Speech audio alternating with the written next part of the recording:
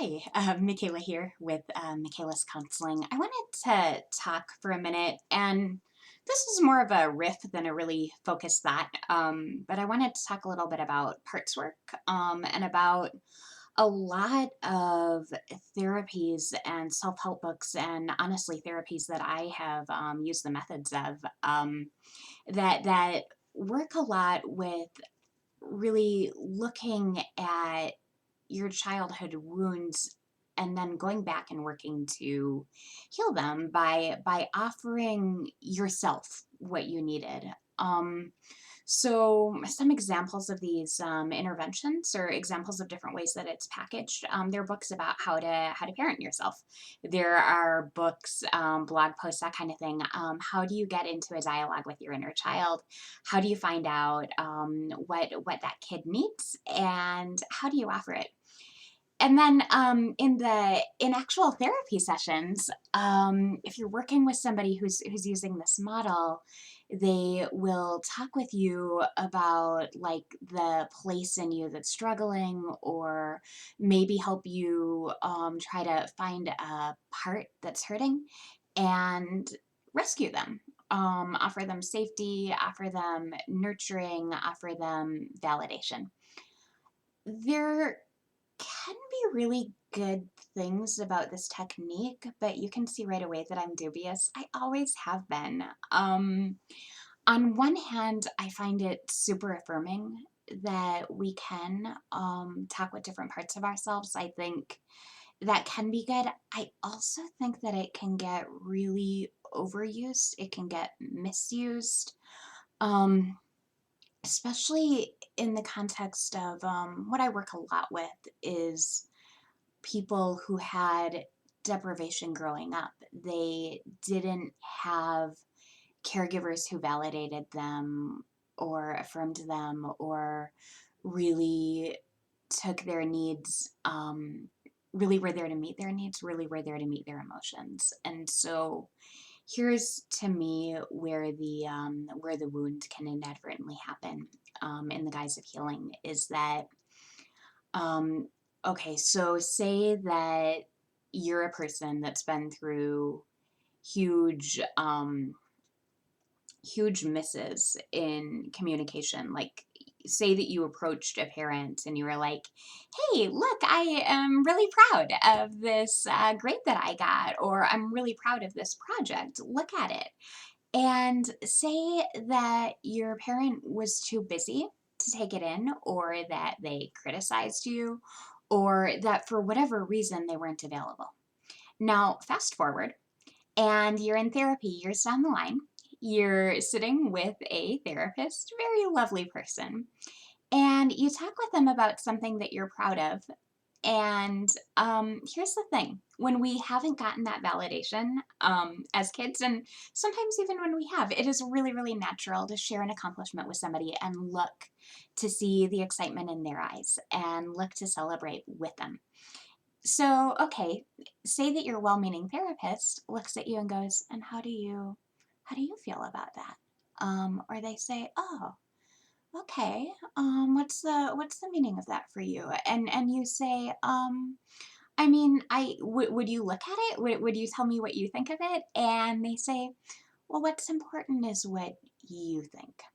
What's important is what you think. What does this accomplishment mean to you? Now this can be really hurtful on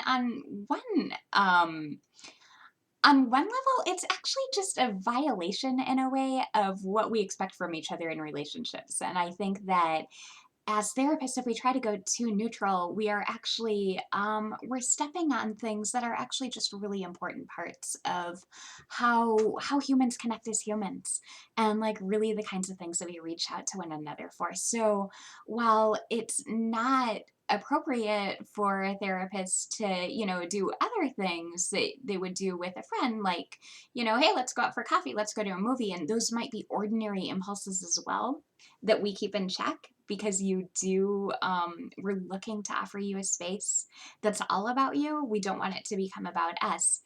It's very different if you're mentioning something that you feel proud of, if you're mentioning something that you feel sad about, I think it is super helpful if we can respond as human beings. Um, and as people that feel in response to who you are, what you do, what you accomplish, because so many times the wounds that we have are relational. They're things that didn't happen with somebody else. And so many of my clients have almost come to a point of despair, of really looking into other people's eyes to even see what we think. I guess in my office, it would be, it's hard to look in my eyes to actually see what I think, because they've gotten so much rejection, they've gotten so much coldness, they've gotten so much busyness, indifference, and unfortunately, it can be really, really easy for well-meaning therapists to actually extend that wound by, not being cold or inattentive, but trying to be neutral or working with the assumption that you need to learn to affirm yourself and your validation needs to come from within.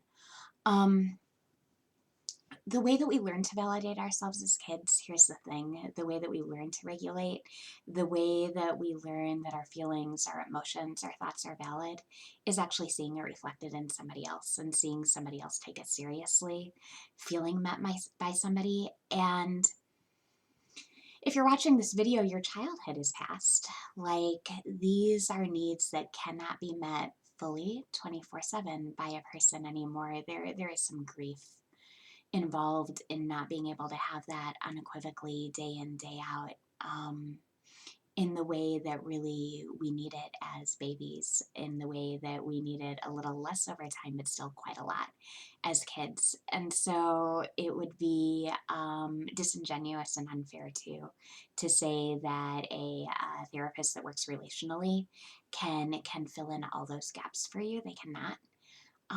But what we can do is we can offer another experience that can really go a long way.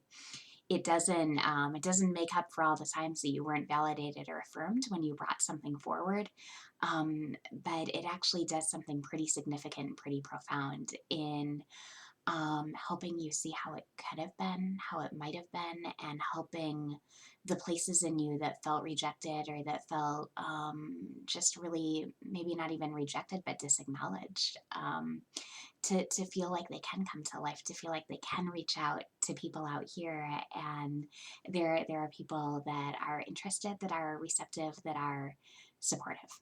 So I started out talking about parts work, and what I wound up talking about was when you're looking for affirmation and you have a counselor that doesn't give it, they send you on an internal quest to find it. And so I'm thinking I want to publish this because I'm interested in starting this conversation, but it didn't go quite where I thought it would go. So I think I will do another video on about parts work in a bit here.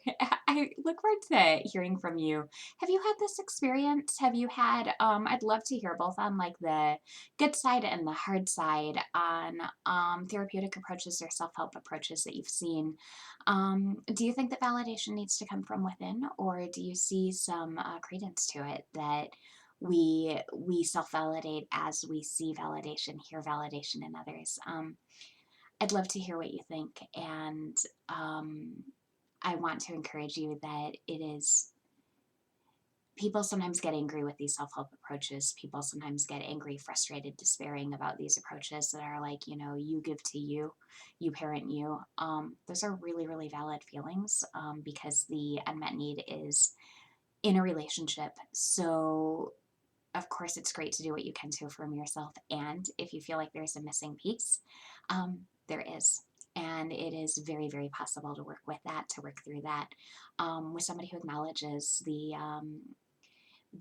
huge, huge, unmissable role of attachment and connection and how we find ourselves there.